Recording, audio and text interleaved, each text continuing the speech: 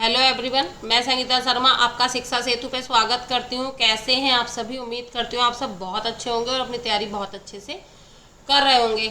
हम लोग हिंदी का वीडियो के एग्जाम के लिए क्रैश कोर्स शुरू कर रहे हैं, जिसमें हम लोग डेली थ्योरी करेंगे, प्लस हम लोग MCQ क्या करेंगे लगभग 30, और हम लोग क्विज भी क्या करेंगे अपने टेलीग्राम पर। तो आप लोग इस चैनल को सब्सक्राइब करें। हम लोगों का पहले जो यूनिट है उसमें टॉपिक है हमारा भारतीय भाषा का विकास, कि हमारी जो भारतीय भाषा है उसका विकास कैसे हुआ। आप लोग पहले मुझे बताइए कि भाषा क्या होती है। भाषा जो है हमारा क्या है, क्या चीज़ है भाषा, जिसके बारे में हम लोग पढ़ेंगे। हमारी भाषा क्या है? देखो, भाषा क्या होती है। भाषा आपकी दो शब्दों से मिलकर बनी है। किससे? भास प्लस धातु। किससे बनी है? भास प्लस धातु। भास का क्या अर्थ होता है? भास का अर्थ होता है विचार प्रकट करना, अपने विचारों को प्रकट करना। और धातु जो है इसका मूल भाषा क्या है?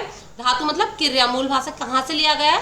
संस्कृत से लिया गया है। तो भाषा क्या है? भाषा हमारे बोलचाल की भाषा शब्द के लिए प्रयोग किया जाता है, जिससे हम लोग अपने विचारों को प्रकट करते हैं। मैं अपनी बात आपके साथ रख पा रही हूँ, इसका मतलब मैं भाषा का प्रयोग कर रही हूँ। ठीक है ना?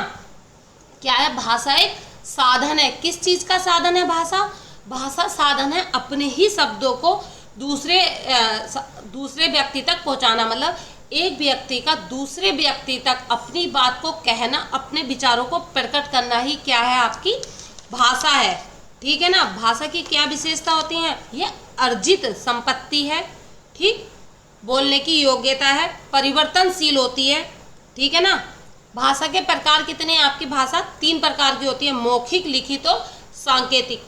मौखिक भाषा कौन सी होती है? जैसे कोई व्यक्ति आपस में बैठ के बातचीत कर रहा है, उसे हम मौखिक भाषा कहते हैं। लिखित भाषा उसे कहते हैं, जैसे मैं आप लोगों को कुछ चीज़ लिख कर पढ़ा दूँ, उसे हम लिखित भाषा कहते हैं। और सांकेतिक भाषा ये होती है कि किसी को इशारा करके कोई चीज़ बता दी जाती है, उसे हम सांकेतिक भाषा कहते हैं। ठीक है? मौखिक में आप लोग इंटरव्यू वगैरह जो देते हो आपका मौखिक होता है। आप जो एग्जाम दे के आते हो लिखित में के दे के आते हो। ठीक है ना? और सांकेतिक आप लोग समझ ही रहे होंगे क्या है सांकेतिक। तो अब ये सब चीज़ है, भाषा ये है। तो इसका विकास कहाँ से हुआ, कैसे हुआ, और ये किस किस रूप में सामने आई, हम सब इसमें पढ़ेंगे। हिंदी भाषा का विकास लगभग 3000 भाषाओं में से एक है। जो हिंदी विश्व की लगभग 3000 जो भाषाएं उनमें से एक है। हिंदी विश्व में कितनी भाषाएं बोली जाती हैं? 3000 भाषाएं बोली जाती हैं, जिनमें से हिंदी जो है उनमें से एक है। भाषा परिवार के आधार पर हिंदी बहुरूपीय परिवार की भाषा है। कौन से परिवार की भाषा है? आपका क्वेश्चन आया हुआ है, कौन से परिवार की भाषा है बेटा? बहुरूपीय परिवार की भाषा है। भारत में 4 भाषा परिवार हैं। कौन कौन से भाषा परिवार हैं आपके? बहुरूपीय, धार्मिक, आस्तिक और चीनी तिब्बत। भारत में बोलने वालों के प्रतिशत के आधार पर बहुरूपीय परिवार सबसे बड़ा भाषा परिवार है। आपका जो बहुरूपीय परिवार है ये आपका सबसे बड़ा भाषा परिवार है। ठीक है ना? बहुरूपीय परिवार को कितने भागों में बांटा गया? आपके बहुरूपीय परिवार को 2 भागों में बांटा गया है। ठीक है ना? आपके बहुरूपीय परिवार को 2 भागों में बांट दिया। पहला भारतीय आर्य भाषा, भारतीय आर्य भाषा, और दूसरा क्या हुआ आपका? दूसरा आपका यूरोपीय शाखा। क्या हुआ? यूरोपीय शाखा। इन 2 भागों में आपका बहुरूपीय परिवार बट गया। ठीक है ना? भारत आर्य भाषा को 3 कालों में विभक्त किया। भारत में भारतीय आर्य भाषा जो है इसे 3 कालों में आपका व्यक्त किया गया। कौन कौन से कालों में? प्राचीन भारतीय आर्य भाषा, मध्य भारतीय आर्य भाषा, आधुनिक भारतीय आर्य भाषा। फिर उसमें क्या हुआ? आपका जो प्राचीन भारतीय आर्य भाषा थी ये आपकी चली 1500 ईसा पूर्व से 500 ईसा पूर्व तक आपकी ये भाषा चली, जिसे हमने 2 भागों में बांटा। प्राचीन भारतीय को हमने कितने भागों में बांट दिया बेटा? आप अपने नोट्स में शॉर्ट्स में लिख लेना 2 में। किसमें? वैदिक और लौकिक। किस में बांट दिया हमने? वैदिक और लौकिक में हमने इसे बांट दिया। आपकी जो वैदिक भाषा थी वो आपकी 1500 से 1000 तक चली, क्योंकि जो पूरी प्राचीन भाषा थी ये आपकी चली थी 1500 से 500 ईसा पूर्व तक। ठीक है ना? तो इसके भी 2 भाग हुए। किसके? 1500 से 500 का जो भाग था उसके 2 भाग हुए। वैदिक हुई पहले, वैदिक आपकी हो गई 1500 से 1000, और आपकी जो लौकिक हो गई वो हो गई 1000 से 500।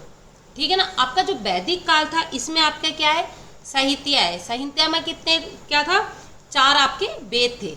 जो संहिता थे उसमें आपके 4 वेद थे। उपनिषद आए आपके 108 उपनिषद आए इसमें आपके, ठीक है ना। और आपका आणक्य, आपका जंगल, ये सब आपका इसी में आप आया, ठीक है ना। फिर आपका है लौकिक। लौकिक में क्या है आपका, रामायण महाभारत और अष्टाध्यायी आपका लौकिक में बेटा आ गया। फिर आपका दूसरा कौन सा हुआ, मध्य। क्योंकि प्राचीन वाला क्या था आपका, प्राचीन वाला आपका कहाँ से कहाँ तक बटा था बच्चा, प्राचीन वाला आपका जो बटा था वो बटा था आपका 1500 से 500 ईसा पूर्व तक। तो अब जो उसके बाद का होगा वो कहाँ हुआ, 500 ईसा पूर्व से 1000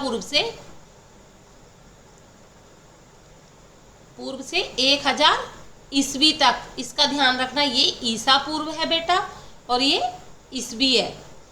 इसमें क्या हुआ, फिर 3 भागों में इसे हमने बांटा। जैसे उसे हमने 2 में बांटा, वैदिक और लौकिक, इसे 3 में बांट दिया गया। क्या, पाली, प्राकृत और अपभ्रंश। आपका जो पाली था वो 500 ईसा पूर्व, क्योंकि सबसे पहले था, 500 ईसा पूर्व से 1 ईस्वी तक हुआ। फिर प्राकृत का टाइम आया जो आपका 1 ईस्वी से 500 ईस्वी तक हुआ। और फिर आपका अपभ्रंश आया जो आपका 500 ईस्वी से 1000 ईस्वी तक आया। आप लोगों का क्या होता है, ये क्वेश्चन आपका आ जाता है बेटा कि अपभ्रंश काल का समय काल कितना था। तो कितना था, 500 ईस्वी से 1000 ईस्वी आपका था। फिर आपका तीसरा पार्ट जो बांटा वो आधुनिक भारतीय काल बांटा। पहला प्राचीन था जिसे हमने 2 भागों में बांटा, वैदिक और लौकिक। फिर हमारा दूसरा था माध्यमिक, उसे हमने 3 भागों में बांटा, पाली, प्राकृत और अपभ्रंश। अब हमारा आधुनिक आया, ये क्या है, 1000 ईस्वी पूर्व से अब तक। अब भी हम लोग आधुनिक भारतीय आर्य भाषा में बोलते हैं। इसमें भी हमने 3 भागों में बांट दिया, प्राचीन हिंदी, मध्य हिंदी और आधुनिक हिंदी। प्राचीन हिंदी जो थी, क्योंकि आपका पहला जो था वो आपका क्या था, 1500 ईसा पूर्व से 500 ईसा पूर्व तक। फिर आपका दूसरा आया माध्यमिक वाला, उसका क्या था, 500 ईसा पूर्व से 1000 ईस्वी तक। तो अब जो आपका है 1000 ईस्वी से अब तक, तो उस 1000 ईस्वी से अब तक को जो बांटा, पहले प्राचीन हिंदी को बांटा 1100 ईस्वी से 1400 ईस्वी तक। फिर मध्यकालीन हिंदी को बांटा 1400 ईस्वी से 1850 ईस्वी तक। और आधुनिक को आपको बांट दिया 1850 से अब तक की जो भाषा चल रही है आपकी आधुनिक हिंदी चल रही है। फिर हम लोगों का है हिंदी का विकास क्रम। जो हिंदी आई सबसे पहले कौन सी भाषा थी, फिर कौन सी हुई, फिर कौन सी हुई, इस तरीके से हम लोगों का आया। सबसे पहले आपकी संस्कृत थी। संस्कृत से आपकी क्या बनी, संस्कृत से आपकी क्या बनी, पाली बनी। पाली से प्राकृत बनी, प्राकृत से अपभ्रंश बनी और अपभ्रंश से अपहट बनी। और अब प्रारंभिक हिंदी। तो पहले अपभ्रंश आपका क्या मैंने पीछे पढ़ाया था, 500 से 1000 ईस्वी। इसके अपभ्रंश के प्रमुख कवि कौन थे, स्वयंभू थे। ये क्वेश्चन आपका आया हुआ है बेटा, ध्यान रखना। इन्हें अपभ्रंश का वाल्मीकि भी कहा जाता है। किसे कहा जाता था अपभ्रंश का वाल्मीकि, आपका स्वयंभू को। ये जो जितना येलो मैंने किया हुआ है यही अपनी कॉपी में आप नोट कर लेंगे तो आपके लिए इनफ होगा। फिर आए आपके धनपाल, इनकी रचना थी पुष्पदंत, ठीक है, धनपाल। और उसके बाद आए आपके तीसरे पुष्पदंत अपभ्रंश में, इनकी रचना थी महापुराण, जसर और चिराऊ, ठीक है ना बेटा।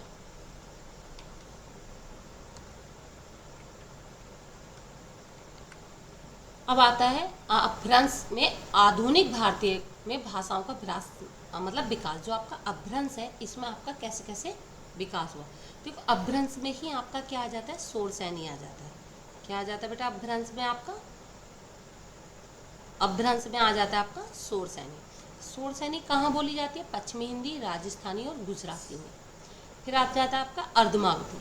अर्धमागधी का कहाँ की भाषा हुई, पूर्वी हिंदी हुई। मगधी बिहार, उड़िया, बंगला और असमिया। खस जो आपकी पहाड़ी है शौरसैनी से प्रभावित है। शौरसैनी से कौन सी दूसरी भाषा प्रभावित है, आपकी खस प्रभावित है, ठीक है ना बेटा। फिर आपका है ब्राचड़। ब्राचड़ जो है पंजाबी भाषा है, शौरसैनी से प्रभावित है, ये भी आपकी।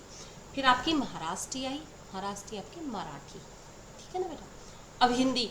हिंदी आपका कौन सी भाषा का शब्द है बच्चा, हिंदी आपका फारसी भाषा का शब्द है।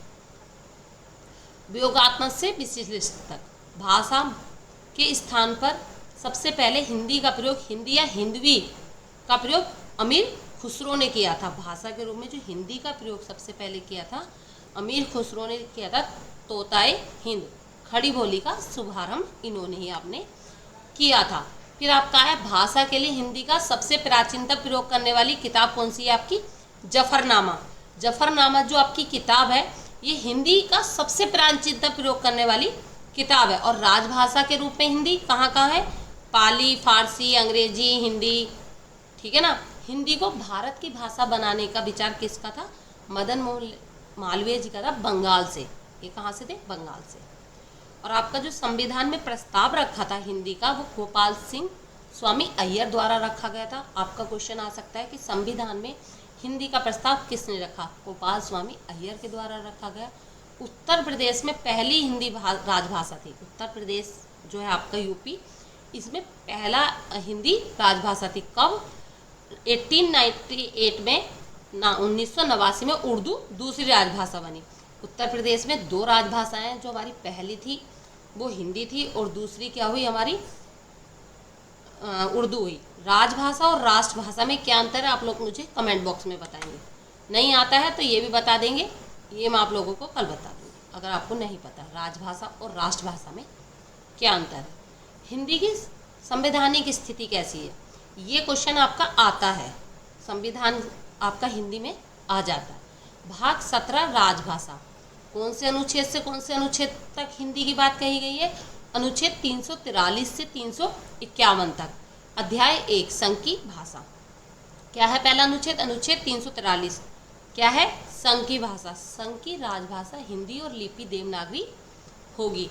फिर हुआ आपका 343 राजभाषा के संबंध में आयोग और संसद की समिति। आपका क्वेश्चन कैसे बनता है? इसमें आपका क्वेश्चन बनता है कि संविधान के किस अनुच्छेद में राजभाषा के संबंध में आयोग और संसद की समिति हुई? आपका अनुच्छेद 344 इसका आपका आंसर हो जाएगा। फिर अध्याय 2 में क्या था आपका? प्रादेशिक भाषा था। इसमें क्या हुआ आपका? अनुच्छेद 345 आया, राज्य की राजभाषा या राजभाषाएं, ठीक है। फिर 346 में एक राज्य और दूसरे राज्य के बीच, किसी राज्य और संघ के बीच पत्र आदि की राजभाषा, कि आपका एक राज्य से दूसरे राज्य में जो भी आपका पत्र आएगा या कोई भी, जैसे किसी सरकार के द्वारा दूसरी सरकार को कोई पत्र सौंपा जाता है, कोई नई प्रक्रिया के लिए कुछ दिया जाता है, तो उसकी भाषा का भी आपका जिक्र किया गया है 346 में। फिर 347 में किसी राज्य की जनसंख्या के किसी अनुभाग द्वारा बोली जाने वाली भाषा के संबंध में विशेष उपबंध आ गए। फिर अध्याय आया आपका 3 SC HC आदि की भाषाएं, मतलब सुप्रीम कोर्ट और हाई कोर्ट की भाषाएं कैसी होंगी। तो अनुच्छेद 348 में उच्च न्यायालय और उच्चतम न्यायालय आदि के लिए प्रयोग की जाने वाली भाषाओं का बात कही जाने लगी। फिर आपका क्या आया? 349 में आपकी भाषा से संबंधित कुछ विधियां अधिनियमित करने की विशेष प्रक्रियाएं। फिर अध्याय 4 में विशेष निर्देश आए, जिसमें अनुच्छेद 350 व्यर्था के निवारण के लिए अभ्यावेदन के प्रयोग की जाने वाली भाषा कैसी होगी। फिर इसका 350 का कै और ख हुआ। 350 के कै में क्या था आपका? 350 के कै में था प्राथमिक स्तर पर मातृभाषा में शिक्षा की सुविधा। आपकी जो प्राइमरी लेवल की एजुकेशन होगी वो आपकी टंग लैंग्वेज में होगी, यानी कि मातृभाषा में होनी चाहिए, ऐसा आपका अनुच्छेद 350 कै में कहा गया। 350 ख में आपका कहा गया भाषीय अल्पसंख्यक वर्गों के लिए विशेष अधिकार होंगे। आपका ये क्वेश्चन आ जाता है कि अनुच्छेद 351 हिंदी के विकास के निर्देश कौन से अनुच्छेद में है? 351, ये लाइन आपकी मोस्ट है, ये क्वेश्चन भी आपका आया हुआ है, अनुच्छेद 351। फिर इसके महत्वपूर्ण तथ्य है, अनुच्छेद 343 के तहत भारत की राजभाषा हिंदी है। आपका क्वेश्चन अगर बनता है कि किस अनुच्छेद के तहत भारत की राजभाषा हिंदी है, तो आपका वो क्या है? 343 है। और ये लिखी किस में जाती है? ये आपकी देवनागरी लिपि में लिखी जाती है, ठीक है ना। यह अनुच्छेद 26 जनवरी 1950 को लागू हुआ। अनुच्छेद 343 आपका कब लागू हुआ? 26 जनवरी 1950 में आपका लागू हुआ। अंग्रेजी का प्रयोग कब तक होगा? संविधान के अनुसार अंग्रेजी भाषा का प्रयोग 15 वर्ष तक जारी रहेगा। उस टाइम से लगभग 15 वर्ष तक आपका जो भी संविधान का कार्य होगा वो आपका अंग्रेजी में होगा, लेकिन बाद में इसे बढ़ा दिया गया और आज भी अंग्रेजी का प्रयोग आपका सरकारी कार्यों में होता है। इसके लिए राजभाषा अधिनियम 1963 लाया गया। 1963 जो आपका लाया गया है, यह इसी उपलक्ष्य में आपका बच्चे लाया गया था। फिर इसके अन्य संबंधित जो अनुच्छेद है, अनुच्छेद 344 राजभाषा आयोग की स्थापना का प्रावधान करता है, जो भाषीय नीतियों की समीक्षा करता है। फिर आपका है अनुच्छेद 351 हिंदी भाषा के प्रचार और विकास को बढ़ावा देने का निर्देश देता है। ये क्वेश्चन आपका आया हुआ है। एक तो इनमें दो जो आपके अनुच्छेद ज़्यादा आते हैं, 343 ज़्यादा आता है और एक 351 ज़्यादा आता है। ये दो आपके ज़्यादा आते हैं। 343, 351 ये आपके ज़्यादा आते हैं, ठीक है ना। क्वेश्चन में ये दोनों ही लगभग पूछे जाते हैं। फिर आपका आया क्या, 8वीं अनुसूची में भाषाएं जो हुई। 8वीं अनुसूची में आपकी 12 भाषाएं हैं। बच्चे कितनी भाषाएं हैं? 22 भाषाएं हैं, सॉरी। 8वीं अनुसूची में आपकी 22 भाषाएं हैं। कितनी भाषाएं हैं? 22 भाषाएं। हिंदी को संविधान की राजभाषा कहा है, राष्ट्रीय भाषा नहीं। ध्यान रखना, राजभाषा और राष्ट्रीय भाषा क्या है? National language. और आपकी राज्य भाषा क्या है, ये आप मुझे बताएंगे कमेंट बॉक्स में। 14 सितंबर को हिंदी दिवस मनाया जाता है। ये क्यों 14 सितंबर को ही मनाया जाता है? क्योंकि इसी दिन 1949 में हिंदी को राजभाषा घोषित किया गया था। कौन से सन में घोषित किया गया था बेटा? 1949 में आपका घोषित किया गया था। राजभाषा अधिनियम 1963 और 1967 यानी कि 1963 और 1967 के अनुसार हिंदी और अंग्रेजी दोनों को राजभाषा में इस्तेमाल किया गया है। राजभाषा जो हम लोग कार्य में यूज करते हैं उसे हम राजभाषा कहते हैं। थोड़ा सा मैंने बता भी दिया आपको। देखो फिर हुए हिंदी को लेकर सम्मेलन हुए। ये आपका क्वेश्चन आते हैं, तो इसका ध्यान से आप लोग देख लेना कि कौन कौन से सम्मेलन बच्चे हुए। यह एक अंतर्राष्ट्रीय स्तर का सम्मेलन है जिसमें हिंदी भाषा के प्रचार प्रसार और विकास पर चर्चा की जाती थी। कि मतलब एक सम्मेलन होता था जिसमें सभी देश इकट्ठे होते थे और वहाँ अब इसके कि हम इसका और विकास कैसे कर सकते हैं, इसका प्रचार करने के लिए, प्रसार करने के लिए एक सम्मेलन किए जाते थे जिनसे हिंदी का भाषा का विकास हो, प्रचार हो। तो ये आयोजन भारत सरकार के विदेश मंत्रालय द्वारा किया जाता था। आपका क्वेश्चन आ जाता है कि जो ये हिंदी सम्मेलन होते हैं ये किसके द्वारा किए जाते हैं? तो ये भारत सरकार के विदेश मंत्रालय के द्वारा किए जाते हैं। पहला सम्मेलन जो आपका हुआ था 1975 में नागपुर में हुआ था, भारत में आयोजित किया गया था। अब तक कितने सम्मेलन हो चुके हैं बच्चे? 12 विश्व हिंदी सम्मेलन हो चुके हैं। 10वां सम्मेलन भोपाल मध्य प्रदेश में हुआ था। 12वां सम्मेलन 15 से 19 फरवरी 2023 में फिजी के नादी शहर में आयोजित किया गया। 12वां है आपका मोस्ट है, 12वां आपका आ सकता है क्योंकि ये करंट का है, ठीक है ना। ये आपका करंट अफेयर्स में भी आ सकता है। 12वें सम्मेलन की थीम क्या थी? हिंदी पारंपरिक ज्ञान से आर्टिफिशियल इंटेलिजेंसी तक आपकी थीम थी। किसकी? 12वें सम्मेलन की, ठीक है ना बच्चे। ये आपका पूरा मैंने ब्यौरा दे दिया है कि आपका सम्मेलन कौन सा कब हुआ, ठीक है ना बच्चे, है ना। 1975 में पहला सम्मेलन हुआ नागपुर में, भारत में। दूसरा 1976 में मॉरिशस में। तीसरा 1983 नई दिल्ली, भारत में। फिर 1993 मॉरिशस में हुआ। फिर 1996 त्रिनिदाद व टोबैगो में हुआ। फिर हुआ 1999 में लंदन में हुआ, यूनाइटेड किंगडम में। 2003 में आपका सूरीनाम में हुआ। 2007 न्यूयॉर्क, अमेरिका। 2012 जोहान्सबर्ग, दक्षिण अफ्रीका। 2015 भोपाल, भारत में हुआ। 2018 पोर्ट लुई, मॉरिशस में हुआ। और 2023 में आपका हुआ फिजी। कौन सा सम्मेलन था? 12वां सम्मेलन था। ये आपका मोस्ट है, इसका थीम भी आप लोग याद रखना। अब मैंने आपको जितना पढ़ाया उससे संबंधित MCQ हम लोग करेंगे। हमारा पहला क्वेश्चन है, भारतीय संविधान के किस अनुच्छेद में हिंदी को संघ की राजभाषा घोषित किया गया? मैंने अभी अनुच्छेद जब पढ़ाए तब मैंने आपको बताया है ये कब आपका घोषित किया गया। अनुच्छेद 343 में 351 में, 344 में या 320 में? आप लोग मुझे बताओगे कि ये जो संविधान का किस अनुच्छेद में हिंदी को संघ की राजभाषा घोषित किया गया? आंसर हो गया बच्चे इसका अनुच्छेद 343 में। नेक्स्ट आपका क्वेश्चन आता है, हिंदी का प्रचार प्रसार के लिए संविधान का कौन सा अनुच्छेद है? मैंने आपको बताया था कि इसके संविधान के प्रचार प्रसार के निर्देश दिए गए आपके कौन से संविधान में दिए गए। मैंने आपको अभी पढ़ाते समय मोस्ट 2 बताए थे, उनमें से ही एक है ये। अनुच्छेद 351, अनुच्छेद 348, अनुच्छेद 344, अनुच्छेद 350। तो बेटा इसका आंसर आपका हो गया अनुच्छेद 351। नेक्स्ट आपका है, देवनागरी लिपि में कुल कितने वर्ण हैं? 44 हैं, 48 हैं, 46 हैं या आपके 52 हैं? देवनागरी लिपि में पूछा गया है। देवनागरी लिपि में बेटा आपके 44 वर्ण हैं, जिनमें से आपके 11 आपके स्वर हैं और 33 आपके व्यंजन हैं। ठीक है ना बेटा? 33 कितने को आपके व्यंजन हैं। नेक्स्ट आपका है, हिंदी भाषा किस भाषा परिवार से संबंधित है? मैंने आपको पढ़ाया है, अगर आपको याद हो तो, अभी द्रविड़, आस्तिक, इंडो आर्यन, तिब्बती, अभी पढ़ाया है मैंने आपको, अगर ध्यान हो तो बेटा। क्या है इसका आंसर? Indo Aryan. ठीक है ना? यूरोपीय। खड़ी बोली मुख्य रूप से किस क्षेत्र में बोली जाती है?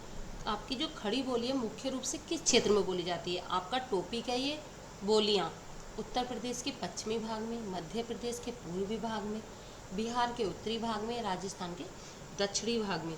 कहाँ आपकी खड़ी बोली बोली जाती है? तो आपकी जो खड़ी बोली बेटा बोली जाती है ये उत्तर प्रदेश के पश्चिमी भाग में बोली जाती है। कहाँ बोली जाती है मेरे बच्चे?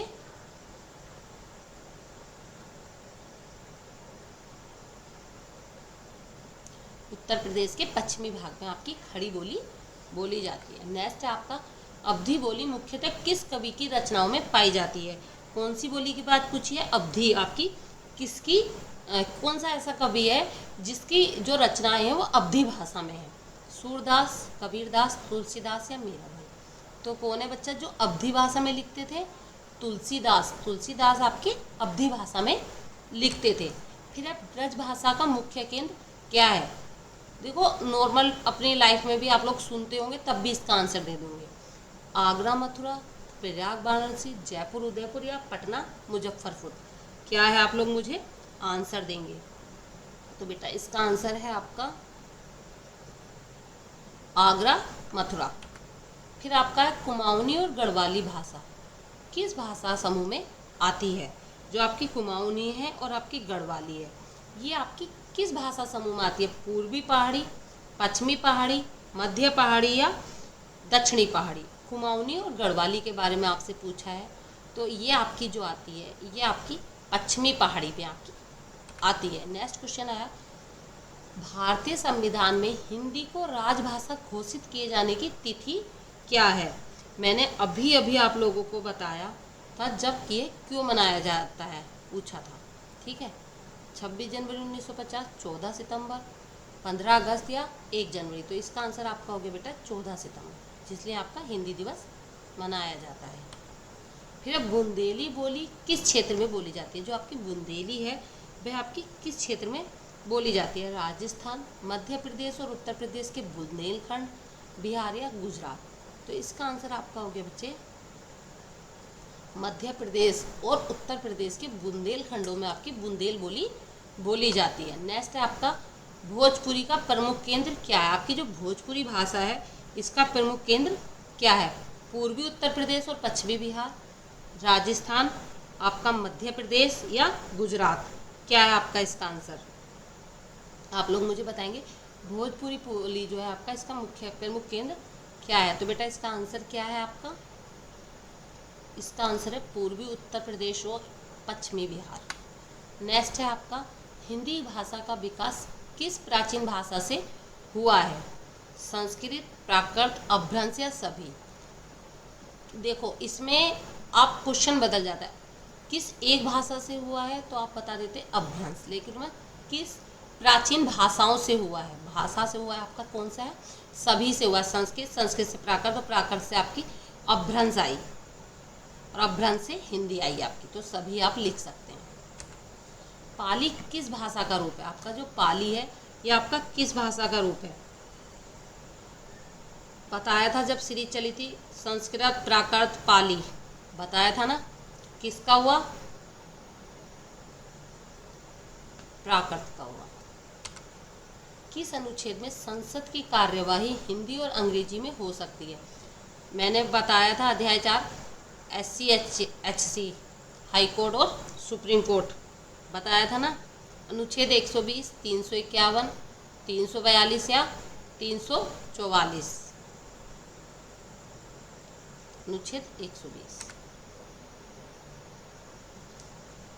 हिंदी में दिवस प्रतिवर्ष कब मनाया जाता है? ये क्वेश्चन तो आपका मतलब बहुत ही इजी क्वेश्चन है। कब मनाया जाता है आप लोग मुझे बताएंगे? 15 अगस्त को, 26 जनवरी को, 2 अक्टूबर को, 14 सितंबर को।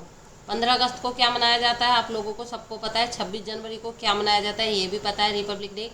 2 अक्टूबर को भी आपको पता है। तो क्या बचा? 14 सितंबर। राजभाषा अधिनियम कब पारित हुआ?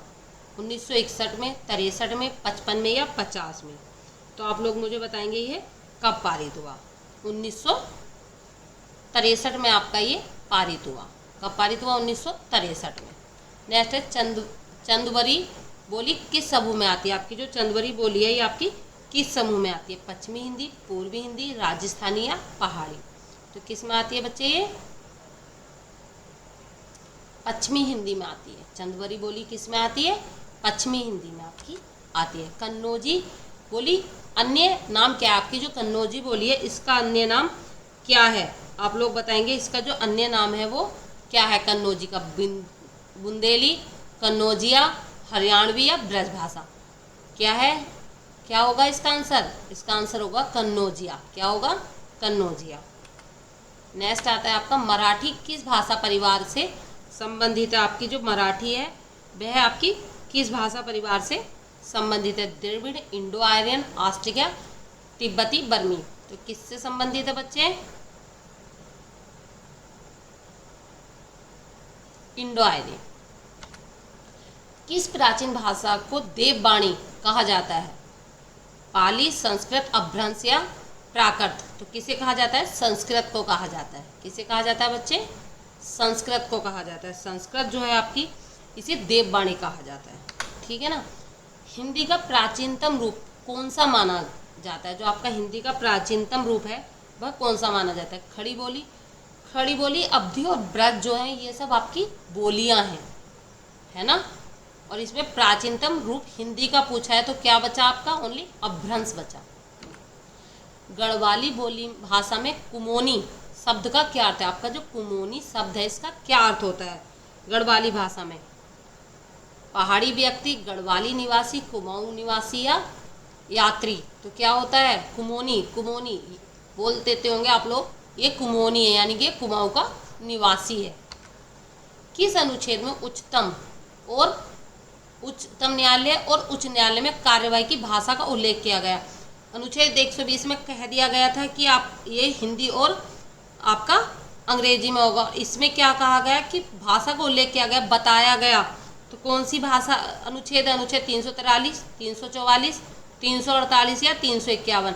तो आपका 348 में बताया गया कि उच्चतम न्यायालय और उच्च न्यायालय की कार्यवाही का भाषा का उल्लेख किया गया कि इस भाषा में आपकी कार्यवाही होगी। मैंने जब अनुच्छेद पढ़ा रही थी तो बताया था।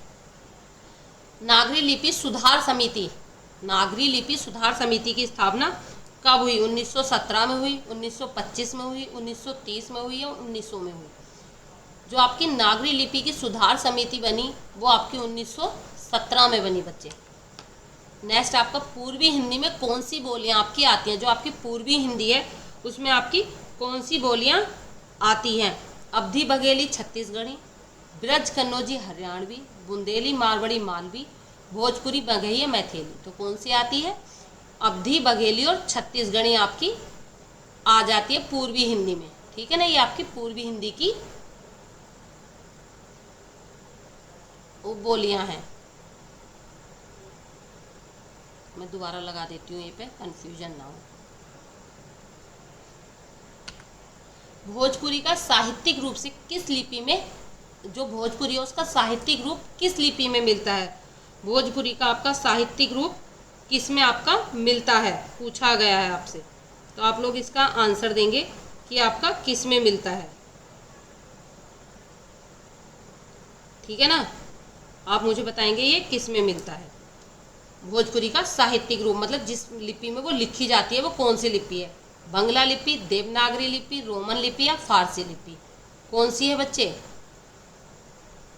देवनागरी लिपि है। देवनागरी लिपि में आपकी भोजपुरी लिखी जाती है बच्चे, ठीक है ना।